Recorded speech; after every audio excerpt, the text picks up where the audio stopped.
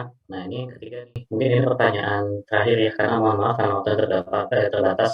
Jadi ini menarik karena buat saya ini, menarik karena yang bertanya ini adalah mahasiswa, belum nikah gitu. Jadi, eee, belum menikah tapi sudah berinisiatif untuk mencari ilmu seputar parenting. Jadi ketika dia nikah dia udah siap. Jadi pertanyaannya begini, saya masih mahasiswa dan belum menikah. Ketika kecil, saya menerima perlakuan verbal. Perlakuan verbal ini mungkin ini kali ya, kekerasan kali ya.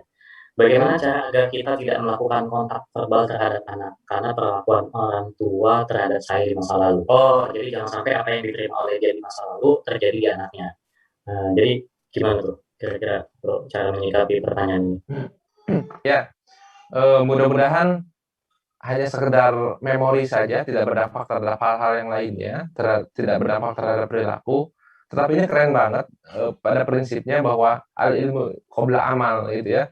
Jadi sebelum beramal kita tuh harus punya ilmunya dulu. Kadang-kadang kita lupa ya, kita, nikah aja gitu ya, punya anak aja, sampai kemudian itu sebagai sebuah proses yang alamiah. Tapi ternyata ada hal-hal yang perlu kita pelajari terlebih dahulu ilmunya gitu. Bukan kemudian baru ketemu masalah, baru kita cari ilmunya.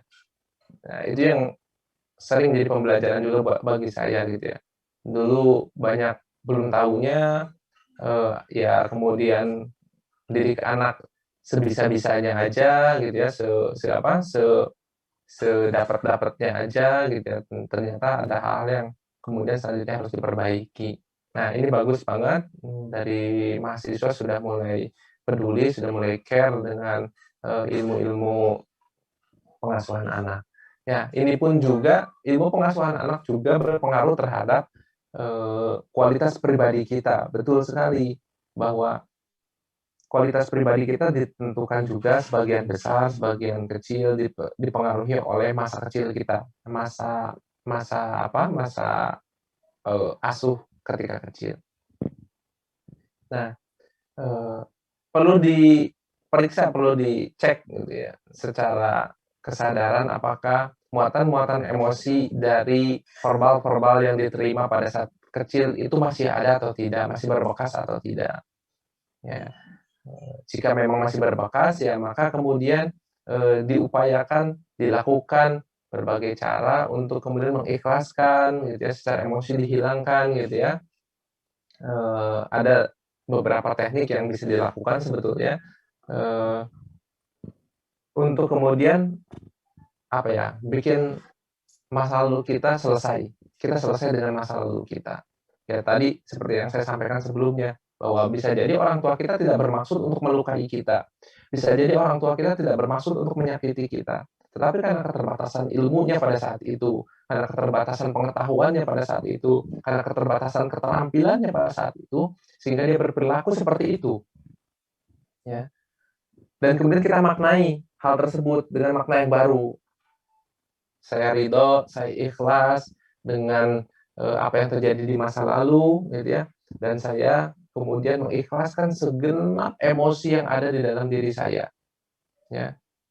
Nah, dengan hal sederhana seperti itu, ya biasakan dilakukan di menjelang tidur maupun beberapa saat setelah bangun tidur biasanya kemudian muatan-muatan emosi itu menjadi hilang dan ajaibnya, biasanya gitu ya, kemudian kualitas diri kita menjadi meningkat dan kualitas hubungan kita terhadap sosial juga meningkat. Kita menjadi orang yang asik tiba-tiba di tengah-tengah orang, ya. Kenapa? Karena orang yang sering mendapatkan kekerasan, orang yang sering mendapatkan perlakuan, kasar baik secara verbal maupun fisik, biasanya ya, kecenderungan perilakunya itu akan sinis terhadap orang lain tadi gitu ya, nggak mudah percaya, sinis terhadap orang lain, jadi nggak asik gitu orangnya itu. Nah, ketika sumber masalahnya diselesaikan, maka tiba-tiba dia menjadi pribadi yang asik, dia menjadi pribadi yang lebih mengasihkan. Secara ajaibnya seperti itu dampaknya.